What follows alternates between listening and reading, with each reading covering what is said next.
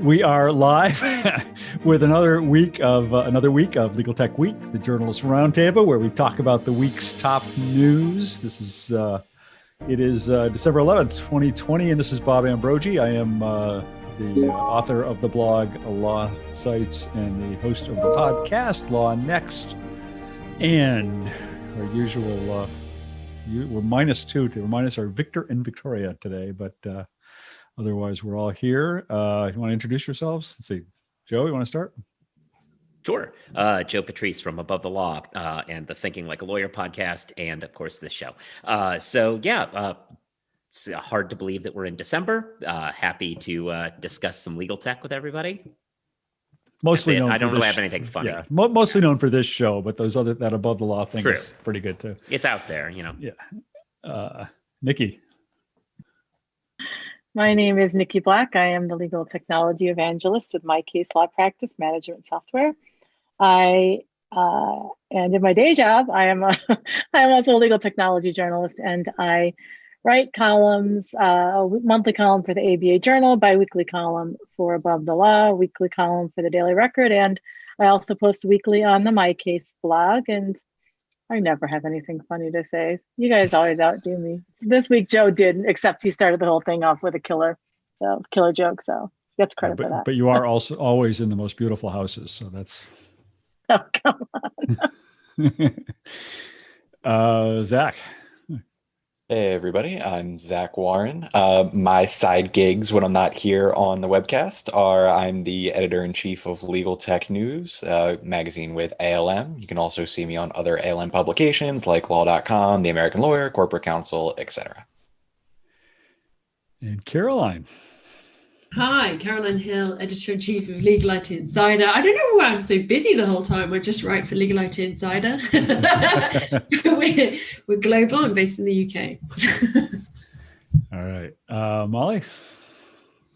Molly McDonough. I am a media and content strategist based in the Chicago area and producer of Legal Talk Today. And last but not least, Steve. Greetings, everyone. Steve Embry. I write the blog Tech Law Crossroads about legal innovation and disruption in the legal ecosystem. Prior to that, I practiced law as a litigator with the AMLA 200 firm for more years than I want to admit right now, but finally saw the light and became a, as they say, recovering lawyer. And as always, those of you who are watching and listening, please share your thoughts in the chat. If you have things you'd like us to talk about or think about, put them there. But I think the top story of the week, or at least certainly of the day, is the fact that Ross Intelligence, the AI legal research startup, I don't know how long you call somebody a startup, but the startup has been around for 6 years at least. They're shutting down in the face of this lawsuit by Thomson Reuters, which was filed against them back in May it was, and they're vowing they're going to continue to fight the lawsuit. They've apparently got litigation insurance that's going to enable them to do that. But other than that, as of January 31st, they are winding down operations with some teaser of words from Andrew Arruda, the CEO, that maybe they'll be back or they might be back, depending on what happens with the lawsuit. I'm not quite sure what to make of that, but for now they are shutting down. So I don't know. This is I have weird reactions to this, because as much as I like to try and be a quote unquote neutral journalist, I've gotten to know them all. I've pretty much followed them from the earliest days they got started. Went up to their Toronto offices last year and met a whole bunch of the staff up there. And they're good people, and they were trying hard, and they had an interesting product, and they really kind of helped put AI on the legal map in a way. I mean, it was a few years ago, you couldn't go to a legal tech conference or a legal conference of any kind without somebody from Ross, usually Andrew, there talking about AI, and they were a real kind of a leading voice and proponent for it. So I don't know, but at the same time, there is this lawsuit. I'm not sure what West Thomson Reuters motives are really in bringing it, whether it is anti-competitive, as Ross says, or whether there's some legitimate reason to try and protect intellectual property here, or something else at play. What do y'all think? Should we run through a little bit so it's obviously copyright infringement, saying that that Ross created a derivative work from Westlaw. And there's so many interesting strands to it. So you did a really good piece, Bob, in the beginning of November, where the judge questioned whether the claim was complete speculation, and the facts of that case were really interesting. So TR, their point is, why would that Ross had used a company called Legalese to access Westlaw, and they weren't allowed to access it as a competitor, but they had done. There doesn't seem to be any dispute that happened. TR's point is, why would they do that?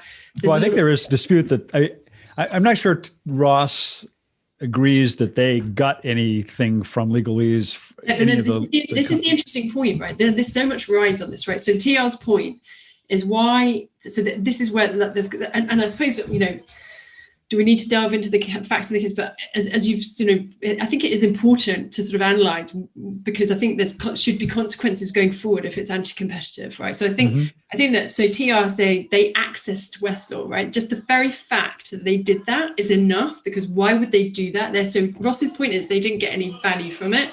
TR was saying, well, you accessed it. Then there's a lot of questions about, so it's the head notes and key numbers. There's a lot of questions over what is even copyright. So it's a bit of it's a bit of a messy case anyway. Yeah. Like, what is the value? What is the copyright? There's already been the judge seems to be siding a little bit with Ross. And then now it's like, going forward, I mean, it raises so many questions that, so should you, just because you're a really big established player, I don't think that there should be a suggestion that if some startup comes along and does commit copyright infringement, that you shouldn't be able to go for them. But equally, if, as the case now, thankfully, Ross is able to continue with their insurance, if it is found that there is no claim, there's no merit, and that this is in effect vexatious, I think that there should be serious consequences in order to deter anything like that happening again, because clearly it is real. It has a real effect on innovation. Will another Ross want to come, risk, peeing off TR? So I think there should be serious consequences. If the judge further down the line finds that it's anti-competitive, I think that should be called out. I don't know what anyone else thinks about that. So I'm just going to say, a fun thing about American litigation is we're all about bullying people into submission. That there should be consequences for it. There will not be consequences for it, even if that's what happens, unfortunately. We do have Rule 11 in the federal courts, which prohibits parties from bringing frivolous litigation. And I think as you've been watching the news, frivolous litigation appears to be getting by pretty well without any consequences. Right. And sanctions are so hard to get ever for pretty much anything. It's hard to get sanctions. Yeah. That's really interesting. So there's no grounds on which it could be deemed to be anti-competitive or anything. There'd be no. I mean, it's crazy, isn't it? Because there is nothing then to deter. Why would TR not? It just is a no-brainer. But am I the only one that thinks that maybe there's a little bit here that we don't know? Because you don't see Fastcase getting sued by them. If they're just really trying to go after all their competitors, you don't see them suing Case Text. It's this idea that, they're just suing all the up-and-coming people. I'm not sure I necessarily buy that. And I think it's convenient that they do apparently have insurance that is presumably covering the costs of the litigation. Granted, it takes time to meet with your lawyers and plan and provide discovery and all that, correct? But that being said, they've been around for 4 years. A lot's been said about them. They've got a lot of press for 4 years. And you would think that they would be close to being at least have enough income to cover their expenses, maybe not profitable, but getting towards that stage rather than after all the investments they've gotten, just throwing up their hands because, it's a lawsuit. So I wonder a little bit about that. And the only other thing I will add is the few times this has occurred with other companies, I've never been particularly surprised. I've been like, that's not super surprising. I feel the same way about this one. And that's all I have to say about that. So Yeah, I sort of feel the same way. I think there may be more to the story than what appears. I'm kind of like you, Bob. I mean, I know Andrew. I've heard him speak. He's an articulate, bright guy. He's likable. I mean, he's one of my favorite people, right? And it's hard sometimes to be objective when you have somebody like that with a startup. But a couple of things. First, I mean, let's not forget, startups and being an entrepreneur they're not for the faint of heart. There are more failures than successes. And just like here, you have to assume that there will be unexpected events and things, to be blunt about it, shit happens, and sometimes you can do something about it and sometimes you can't.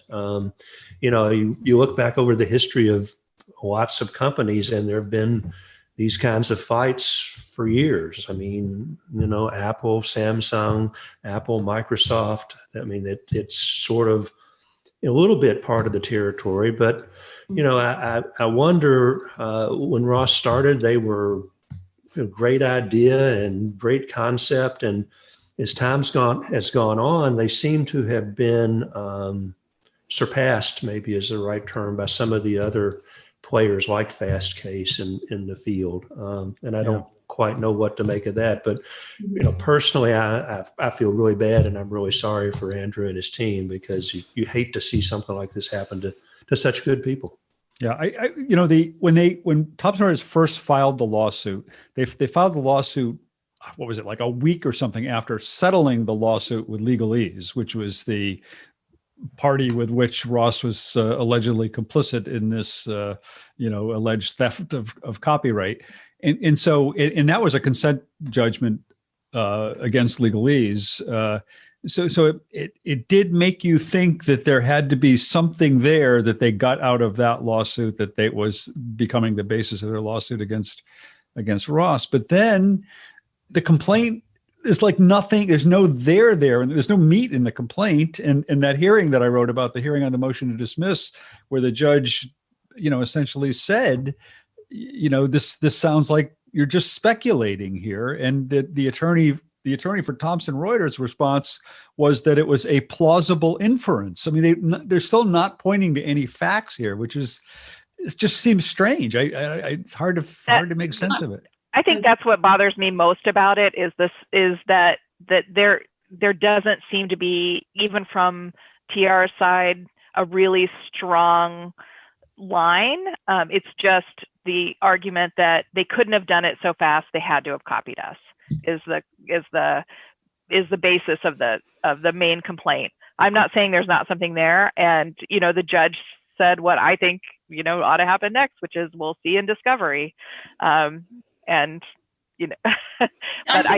my biggest problem is, something that Caroline mentioned and Joe mentioned, is that there is really no remedy if Ross didn't do anything wrong and they were, perfectly innocent in their development. Did a lawsuit just destroy a company? I think TR's point, go back to so they are saying about the very fact that Ross went through legalese, which, as Bob said, they settled. Those facts aren't in dispute, right? So Ross accessed TR's content through an intermediary, right? And just the very fact. So from TR's point of view, I think that they are saying, in effect, that in itself, the fact that they did that is okay, fine. Then they haven't got hard evidence of copyright, but they're saying that in effect is enough to show that there was bad behavior in effect. Like, why was Ross, a competitor who knew they weren't able to access Westlaw, going via an intermediary to access it? And it's almost like it's very hard to then prove exactly what was, what happened after that. But they're saying that the very fact that they did it should be enough to bring a claim. And I must be honest with you, I have some sympathy. I mean, I really like the team and I like competition, but actually I kind of have some sympathy. My understanding is that Ross says that their position is they didn't hire legalese to get this content and give them Westlaw content. They hired legalese to kind of prepare the question and answer sets that they were going to use in preparing their own artificial intelligence. That, the whole idea of Ross was you would be able to ask it a question and get an answer. And so what Legalese was doing was researching, was sort of crafting and writing supposedly these questions and answers. And I mean, I think Ross is saying, and so Legalese is saying, well, in order to do that, we had to go in and do all this research in Westlaw to do all this, but we weren't copying it. So I mean, I don't think that they necessarily just concede that that what Thomson Reuters says was going on. I think they portray it differently. My point is not necessarily. I know clearly Ross has put up a very strong defense and continues to do so. But my point, I suppose, was looking at it more from TR's point of view, that I think going to Morley's point, that they had that their sort of their case was slightly stronger than just going on. I think that. I mean, it's very complex, very messy. I think we have Andrew Arruda in the audience here, so he's monitoring. I think it just posted the statement. It's really interesting. It's really interesting that they brought the action after a judgment with Legalese. I can't tell you the number of times over the years that I've been involved in cases where there are multiple potential parties, and a plaintiff might settle with one of the parties really, in essence, to back cooperation and evidence to use against other parties. And I don't know if that's what happened here, but boy, that's not unusual for that kind of ploy to be made, and it can be quite dangerous. So Steve, that's kind of what I was expecting, and just did not see that materialize. Yeah. So I was expecting kind of that pattern. And that's not what we've seen, at least so far. So, but a motion to dismiss is different than a motion for summary judgment in terms of the levels, in terms of what you have to prove, and also, and so essentially, you just it's a lower bar there. You don't have to bring all your evidence on a motion to dismiss. It just has to show that there's some evidence that the claim can go forward. You just have to show that there's a claim. Yeah, right. Yeah. So they're not going to throw all their evidence on the table for that. And essentially, they're making a res ipsa loquitur argument, right? The thing speaks for itself. The fact that this company was hired by a competitor and accessed the systems, they're basically saying the thing speaks for itself. Probably the fact that this Legalese settled, they probably do have some evidence that they're going to lay on the table when they get to the summary judgment motion, or use it during a deposition.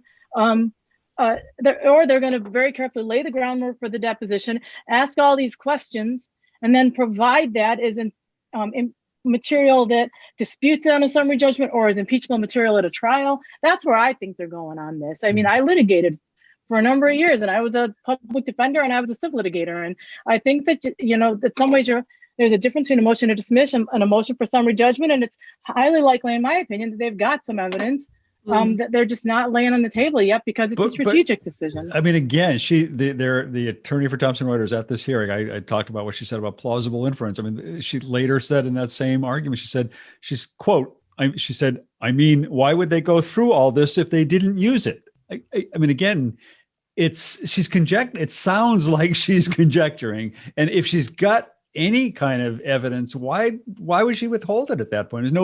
I can't think of any strategic reason to withhold it at the motion to dismiss stage. Yeah, even if you don't have evidence, it's motion to dismiss stage. It's, do these allegations, if true, lead to a claim? And the allegation is, well, we think it's plausible, is not an allegation that, if true, is enough. It survived the motion to dismiss. It sounds like it sounds like they wasn't it the fact that it's almost like they didn't quite put the case as clearly as well as they should have. I think the judge, I don't know whether the judge actually gave them, because the motion was dismissed, but I think was the judge going to give them suggest that they amend their claim?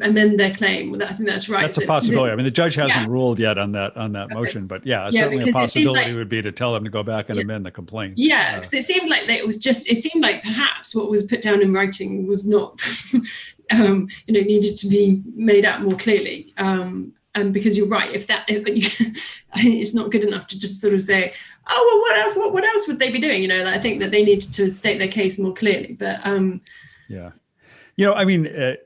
another kind of, I think, irony in all this is that I think the dirty little secret of legal research startups all over the place is there's an argument to be made. They all got their stuff originally out of out of Westlaw in one way, shape, or form or another, because there had been way back when a pirated copy of Westlaw that was circulating around in kind of the early days of some of the electronic development of some of these materials. That a lot of people conjecture has sort of subsequently been the seed set of primary law cases and statutes for pretty much every legal tech company that's come along since then. We don't talk about that. It's sort of something. If you ask any of the any of the sort of the mid-tier legal tech companies or legal research companies out there, Casetext or Fastcase or any of the others, where they got their materials originally, they won't tell you that. They won't answer that question. Some of us are old enough to remember having to research Westlaw headnotes in perish the thought books. Right. I think certainly if you speak to law firms, who feel very strongly about that have felt very strongly about the cost, speaking completely frankly, we all know feels very strongly about the cost and the need for innovation in this area. I think that there'll be some disappointment among. Sorry, have you lost me? I didn't mean that. No, I didn't mean that. I think there'll be some disappointment I think that there certainly is a need for. There is a need for more choice, and so I think it's a shame from that point of view. I know Thomson Reuters do an awful lot of work and spend an awful lot of money, and I'm not suggesting by any means that they should be open season on Westlaw, but I'm very much pro-choice for the law firm's perspective. So from that point of view, it's a real shame. So Sarah Glassmeyer said something in the to the panelists about how closed law inhibits innovation, and not only innovation but access. So this is becoming kind of a tech problem with a tech solution that is not going to be as much of an issue, except that private companies can still package and publish the information in a way that they should be able to make money off of. Yeah. I guess, then ultimately what could be, it'll be interesting to see how this all turns out, because it certainly could come back to haunt Thomson Reuters if the case doesn't go the way they'd like it to. It's interesting to see Ross challenging, again, Thomson Reuters knows it can't copyright the cases and it can't copyright the statutes. And its whole case is built on these ancillary materials, the head notes and the key number system. I think, Bob, it probably will come back to haunt Thomson Reuters because irrespective of the outcome of the case, just listening to the panelists, there's a groundswell of support for Ross just because of the dynamics of it. It clearly looks like, on its face, without knowing the facts, that a big, huge company is trying to squash a competitor. And that's a public relations problem, right? That's not publicity that you want, particularly in this space where there's lots of competition. So, I thought when the case was filed that I thought, that doesn't give you a good impression of Thomson Reuters, right? Quite honestly. Right. Yep. Yeah, the David versus Goliath narrative of all this is really what's interesting to me, because it's something that you talk about in other parts of legal technology, like relativity, 800-pound gorilla in e-discovery. But I think pretty much every other part of legal tech kind of compares to Thomson, Lexis, Bloomberg versus Ross, Fastcase, Casetext. The backing that these companies have, just by nature of being a small part of a much larger Fortune 500 company, it much more easily lends itself to that narrative. Whether that's true in the litigation, who knows? But I think that will be the prevailing narrative. And I think it was smart for Ross, just from a pure PR standpoint, to really hone in on that from the start. Yeah. Yeah. Well, any last words on this I'm sure it's not the last certainly not the last we're going to hear about it for sure. We're going to continue to follow it, but what else? What else was in the news this week? Other good news: the shutting down of Benjamin Moore's legal department. I've been thinking about that a lot, and it was an interesting reaction to it because almost everybody's said that's the craziest damn thing I've ever heard of. Are you kidding me? And very little, sort of. Well, let's think about this a little bit in terms of, is this a viable option for companies? It's interesting. I was going to write a post one time, and I never did it, about what an in-house legal department would look like if a business person was in charge of it, who did not have a law degree. And I thought it would look a lot different. All right. So, you look across the mix of technology tools like the contract automation tools that Black Boiler is developing. It got some more patents this week.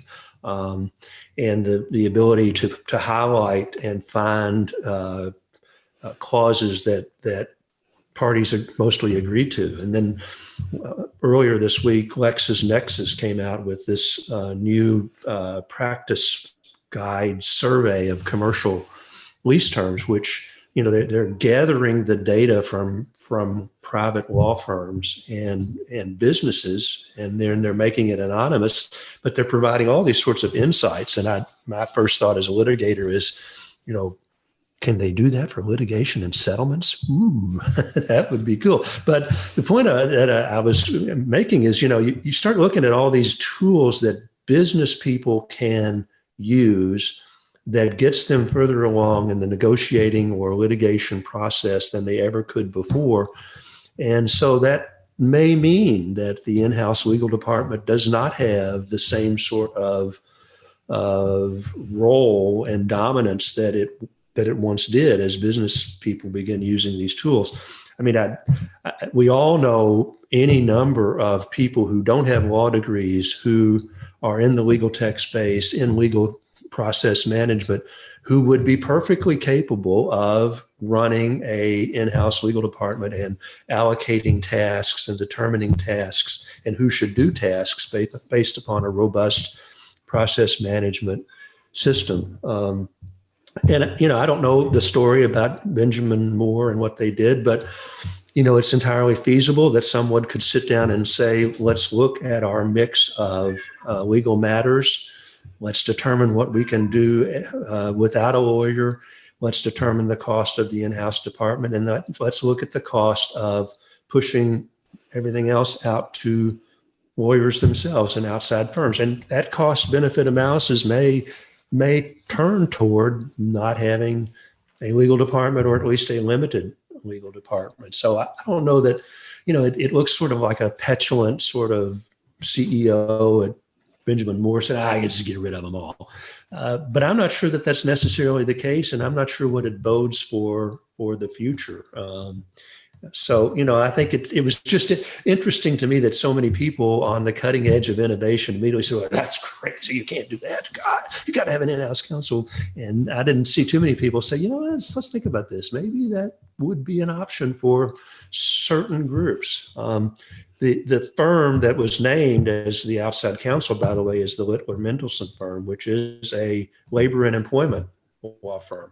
That's what they do. And so that would suggest to me that a lot of what Benjamin Moore was facing in terms of legal issues was in the labor and employment arena. But again, I have no inside information, but I just thought it was kind of interesting that what they did and what will come of it.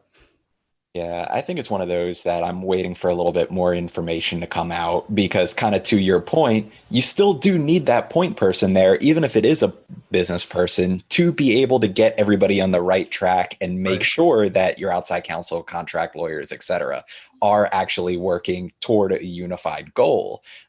When Benjamin Moore laid off everybody, they didn't exactly say whether there was going to be still an legal operations manager or project manager or something in-house. So if you're just literally outsourcing everything, I think that's probably where a lot of the confusion and a lot of the hold on, wait a minute comes from, just because it kind of seems like a little bit of a rudderless ship over there as compared to just a transfer of who exactly is going to be running things.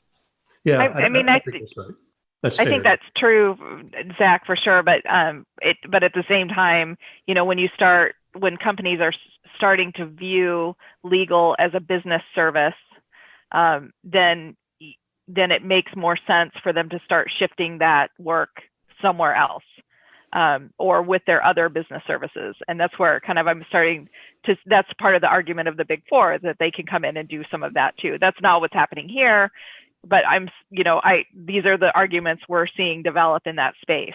So it'll be interesting to see, you know, how they do that, whether there's deeper problems in the company. And I mean, it sounds to me from the reporting that there were other issues too. So, you know, it's hard to say, to use this kind of one example.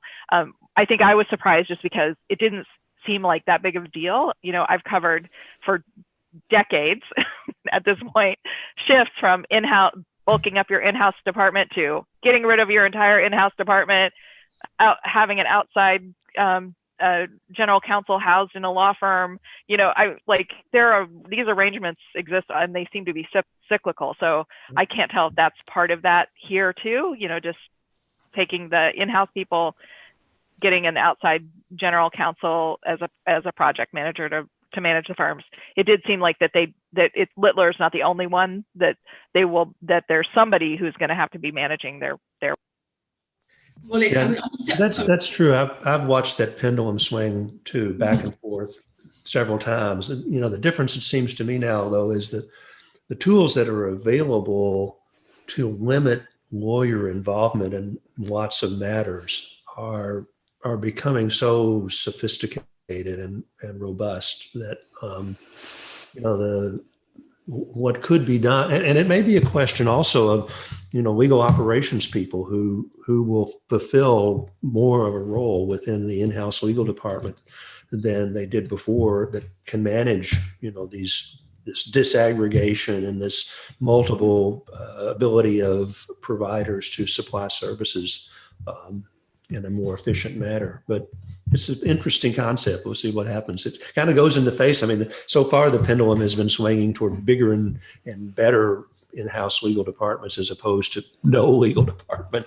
But to me, this is exactly what occurred to me, because I've thought for quite a while, like we saw after the financial crisis, you know, law firms weren't listening to the needs of the corporates, and they kept their prices the same, and they weren't responsive, and the in-house teams grew, and we saw the swing, as you said.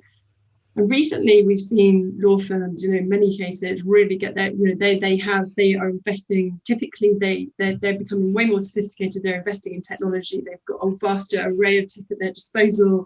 They're creating, in many cases, their own ALSPs. And apart from, I take Zach's win as a good one in terms of it's surprising not to have anyone to manage, you know, and get rid of the whole lot. But actually, you know, I wonder how many other firms, other corporates where, you know, I mean, it suggests that things are not going well, right? Like if you have a team that have got good executive buy-in and you know, have a really good place at the board, this is not going to, I don't know the circumstances, but you'd suggest it wouldn't happen. But I do feel like this pendulum is going to swing back to law firms in many cases, particularly perhaps smaller legal departments that don't have legal ops heads and don't, you know, have the great array of technology at their disposal, don't have necessarily the language. I feel like they feel like what I'm hearing from law firms is that they're increasingly advising corporates not just on the law, but on how to run their own legal department. And if they're doing that anyway, then why aren't they doing it? If that makes sense.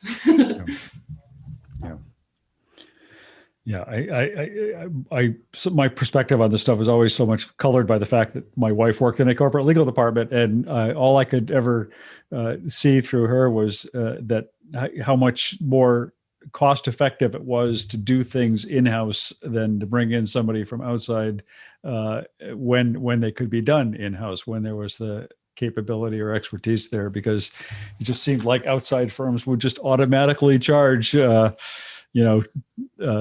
double or more what it would cost them to do it in-house. That's actually an interesting point, Bob, because we went from in-house counsel saying, it's not cost effective for outside counsel to do this.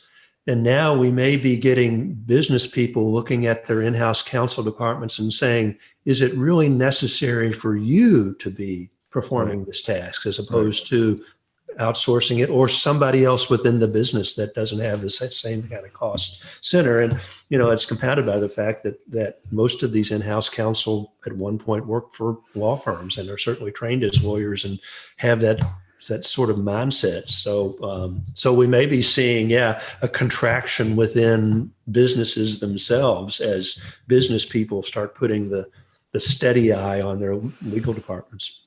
Yeah.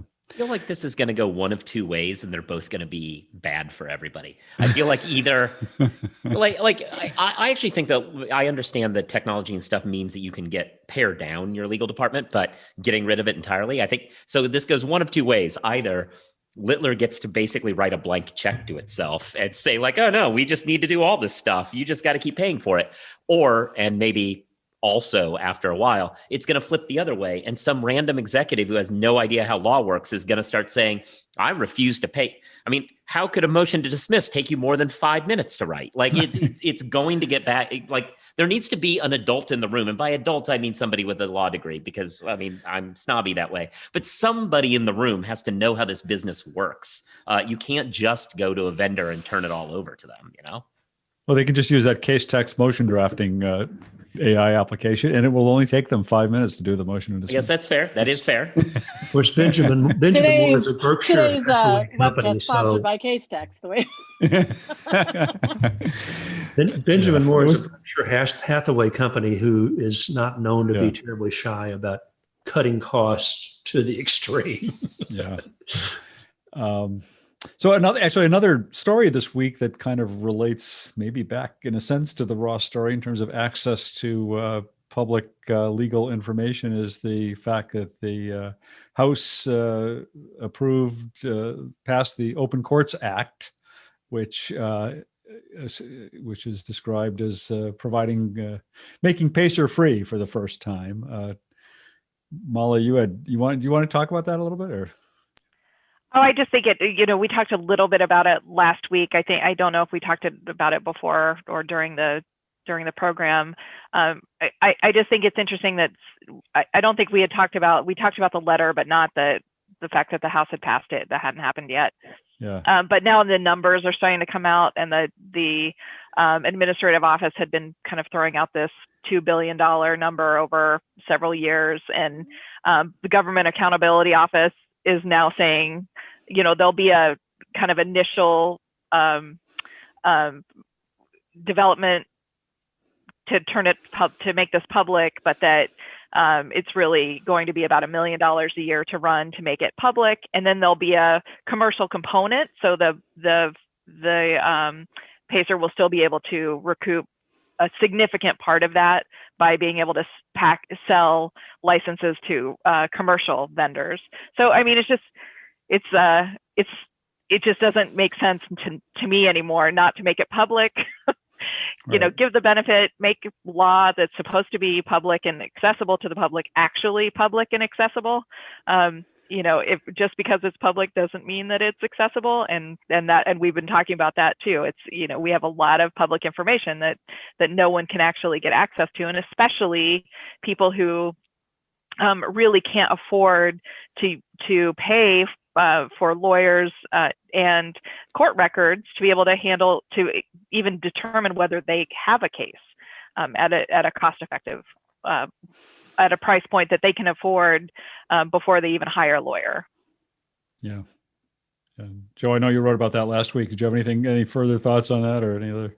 I was actually going back to see if I had some great pithy line from that article last week. But yeah, no, it was, I just can't get over this thing. Like when they sent around that 2 billion talking point thing. It was so shocking to me that they would make up a number like it, because it would be entirely reasonable to say it's too expensive. It might cost $30 million a year, which, while also a lie, would at least be plausible. The idea that running a database of static PDFs would cost $2 billion was just so absurd that it was just unbelievable. I mean, I guess it's 2020. I guess I should have believed it. Yeah. I was about to say, I've seen recent payments to DOJ lawyers and current lawsuits. I don't know, $2 billion doesn't seem too unreasonable. What Well, else?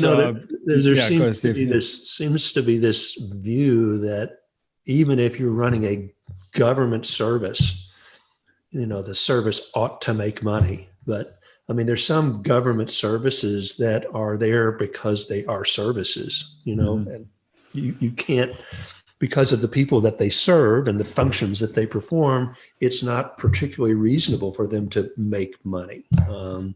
But now in these days and times, it seems like every service has to make money or it's not viable. And that's not really the function of government, at least in my view. Not to get political, I know. Yeah. No, I think it was it Joe? Wasn't your article that referred to it as a slush fund?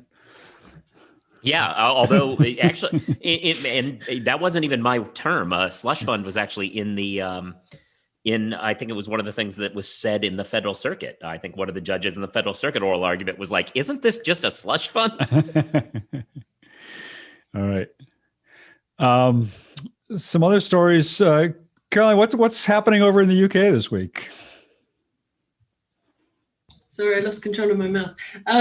Yes, it's just the story of my life right now, including the fact that, this week, DWF, which is a UK London Stock Exchange listed law firm, had disclosed its half-year results. I was supposed to have published it, but due to my own tech issues, which you're all familiar with, I've actually not published it, so it's coming out, so you're getting a preview. But to be fair, their results were out. It's just me that hasn't written about it yet, but that'll be out on Monday. But I spoke to, what was interesting about it, right? So they're, I haven't got it in front of me, so to paraphrase, so their results were up by over 15% in revenue increase, which, as we all know, like at the moment with COVID, is pretty significant. Their profit was up in double digits. And what was really interesting reading through some of the sort of subtext was the fact that the reason why their results are so good, they attribute that to their managed services division. And they're connected. They've got these different names. It's quite painful sometimes trying to work out what everything is and where it all fits. But so they've got managed services, which kind of is pretty self-explanatory. Connected services, which is everything they do, which is tech, client-facing tech. And those two things have contributed significantly to the bottom line. So managed services, they bought a company, so obviously being listed, they can operate as a corporate, and we don't anyway in the UK have the same constraints as as the US. But so they've acquired a legal services. They acquired earlier this year a legal services company called Mindcrest, which has been established. It's actually based in Chicago. You'll know it. It's it was established 2001, and it's got a great presence in India. And they've currently got 500 people in India.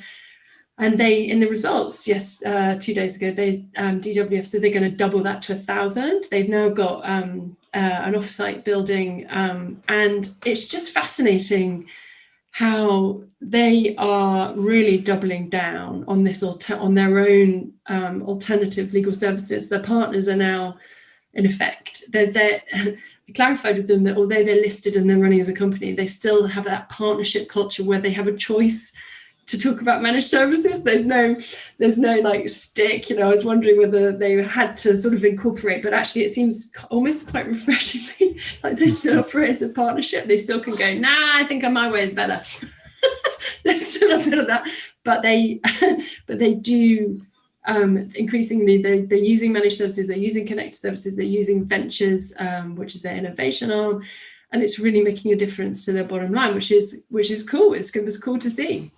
Yeah, I think it's interesting too, as a question of how we evaluate firms and the size of firms and the revenue that they bring in. I know at ALM, there's definitely some conversation of, so if some of these captive ALSPs get large enough to make a material difference, how does that affect the AMLA 100, 200 rankings? How do you make sure that revenue is counted, not counted?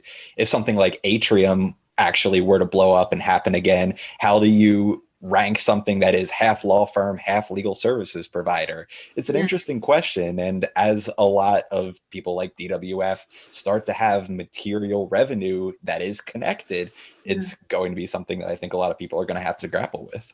It's really, but what's really interesting, I thought you might pick me up on this. Thank you for not. Was about so what's interesting, it's almost immaterial, because what we're talking about is the fact of why, where their growth is coming from. But a lot of the growth is not organic. So they've got these great, I get impressed by the overall figures, but actually they bought Mindcrest. So, and a lot of the, I struggle with accounting sometimes. So they, a lot of the growth is not organic growth, right? So the actual growth, the growth from connected services was really, I think the connected services itself has grown something like 19%. But anyway, it's more complicated. It's not as, perhaps, as completely as it looks on the surface, because obviously they've bought companies, but nonetheless, the underlying point, and Zach, in the UK, DWF is one of the top 100 firms. We don't perhaps have the same, but I take your point. It's really interesting that they're a complete hybrid, and it's fascinating to see that part of their business grow. The guy that I spoke to has come over from RBS, the chief executive of managed services. He's a really sort of impressive guy who's come over from, he used to head, I forget which division, RBS, and they mean business. So it's really cool to see, because they're using a lot of what's also cool. So they've got this team in India who play around with technology, right? So their managed services are tech agnostic. They don't, and they're not claiming to be in bed with one particular vendor. And they kind of pride themselves on that. And they're saying they've got a team in India whose job is constantly to evaluate technology and work out which is the best technology. And so one of the things that they believe differentiates themselves is being completely agnostic, but on top of the latest developments and why this is better for your project, whether it be e-discovery or whatever it might be, which I thought was pretty cool. Yeah. While we're in Europe, Zach, do you want to talk about Bright Flag? Yeah, sure. Just briefly, Bright Flag raised $28 million this week, bringing their total funding to somewhere around $40 million, if Crunchbase is to be believed. I just thought it was interesting. We talk a lot about, obviously, the internationalization of legal tech. Historically, being in the US, I feel like I've taken probably a US-centric view to startups, but increasingly, people who do that are solely misguided. Or increasingly misguided. Bright Flag is Dublin-based company, and when we talked to them, they basically said, yeah, we have a foothold over in Europe. We feel strongly with our legal management system over here. The US is our next goal, and we think we can take on the US-based companies and within the next 3 to 5 years be a standard. So obviously big words. It'll remain to be seen whether they can actually take this funding and do that. But I thought it was interesting, just the different reaches in different places. We are starting to see people try and become international. Yeah. Maybe it is a bit of US centricity in the sense that so many of these international companies do want to get into the US market. That seems to be a goal for a number of them. It's obviously a major market, but there are plenty of major markets outside the US as well. Asia Pacific in particular, that's been really big for some of these companies. But I remember even when I was over in Russia a couple of years ago, you meet all these little legal tech startups in Russia, and they're all talking about how they're going to expand their products to the United States. I'm like, I'm not sure you're really fully aware of what the political climate is in the United States. We may not be wanting to trust all our data to a Russian company right now. But Speaking of political climate, we should clarify. So when he's talking about Europe, Caroline, like that's an area of the world that we can still trade with after the end of the year. I know that you may not be able to. Good point. Yeah. Do you know what you're laughing? I'm crying.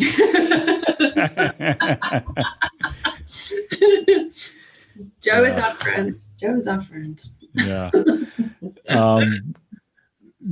Nikki, you had another ethics opinion. You've been cranking them out lately, Yeah. but Well, I love to follow the intersection of tech and ethics and privacy and law, and but I like to follow the ethics opinions that relate to technology and lawyers and also COVID. There's a lot of interesting COVID-related opinions coming down. This one just echoes one I talked about a couple of weeks ago. Both of them were out of New York. The first was a New York State bar. This one is the New York City bar. And they both address the issue of whether lawyers could withdraw as counsel due to health-related concerns when they're forced to appear in person, health-related concerns that have to do with COVID. And if you were on the roundtable where I talked about the New York State bar, what their opinion said was that, or what they opined was that that it is grounds to withdraw from a case. And then they said that you had to get the court's permission to do so. Essentially saying that your health-related fears for appearing in court could affect how you represent your client. So, the quality of representation, you might rush through a hearing, you might try to get the client to plea bargain, you might adjourn the case indefinitely, which can affect the client's case. Right. And so if you believe that it was going to affect your ability to represent your client, then you could request permission. The New York City bar took a different tact. They still concluded that you could withdraw because of health-related concerns, but they said that it created a conflict of interest in that situation. So it wasn't necessarily a permissive, you didn't need permission to do so. So it wasn't a permissive withdrawal. And the reason I think that they're both interesting, not only is it a COVID-related ethics issue that's certainly valid, especially now that there are surges going on across the country, and especially in New York, both downstate and upstate now. We're about to go into the red zone where I live. People, we're going remote again, but there are still some in-person court appearances happening. I think it's relevant also because it's a tech issue, because you don't necessarily need these in-person court appearances if you've got the tech set up, which the courts increasingly are doing. They had them before, and they're setting it up even more now because of COVID. But at the end of the day, for the vast majority of these situations, you don't need to be in court. And right now, when lawyers are legitimately concerned about their health, they shouldn't have to be in court. And I was just on I'm very actively involved in our local bar in Monroe County, and I'm on the board of trustees, and I have to be a liaison to two committees. One of them is the Criminal Justice Committee. And so I was part of their meeting yesterday, and they brought in the supervising judge of Monroe County courts to talk about what's happening in the courts because of COVID, how they'd handled a jury trial a couple of weeks ago and the precautions they took and what was going to be happening going forward. And they're also concerned about visiting clients in the jails and trying to get clients out of jail on habeas corpus petitions because a lot of the rates that are increasing in the jail. So, the health-related issues are on everyone's mind, and litigators in particular are concerned. And so it just interested me, and I posted a link to the New York City bar's opinion in the chat, and I just wrote about it for the Daily Record, and it was published online today and will be in the newspaper on Monday. That being said, it's behind a paywall. I'll be republishing it to my blog, sui generis, newyorklawblog.typepad.com in the near future. So if you want to actually read my article on it, or just read the opinion that I linked to. It's interesting, Nikki, I stumbled across this week, a 2-day online seminar put on by NIDA about how to try jury cases online. And the thing that was really interesting about it is they had a number of panelists, and so many of them were lawyers and judges who had, in fact, tried a jury case online. I thought it was kind of an anomaly, but it seems to be happening more and more. And if they had not done a complete trial online, they had done portions of the trial online, like jury selection and things of that sort. but I have a friend out in Seattle who's getting ready to try a 3-month trial all online. So it's an interesting question whether in a criminal context it's different, but in a civil context, does the judge have the ability to order an online trial? I don't know. I think it sounded like most of these panelists were the cases they were involved in. It was done by consent. Everybody agreed, but it's an interesting phenomenon. The longer this goes on, the more of that I think we're going to see. Yeah. I saw interesting. I was on a panel, not a panel. I was on a call earlier this week. I'm on a committee of judges and media people here in Massachusetts, and there were some judges talking about what it's been like to operate in the COVID world. And one judge was talking about the fact that he's about to resume on a very limited basis live some criminal hearings.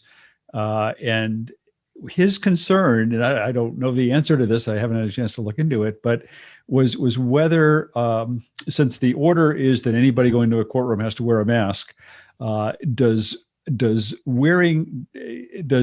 witness against a defendant wearing a mask violate the defendant's right to confront their accusers, their constitutional right to confront their accusers if they can't clearly see who that person is because they're behind a mask?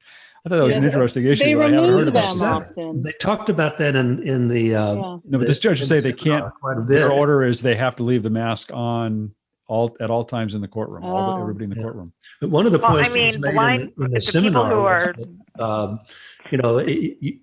there's this argument that if you're online, you can't assess the witness's credibility and demeanor and all that kind of stuff.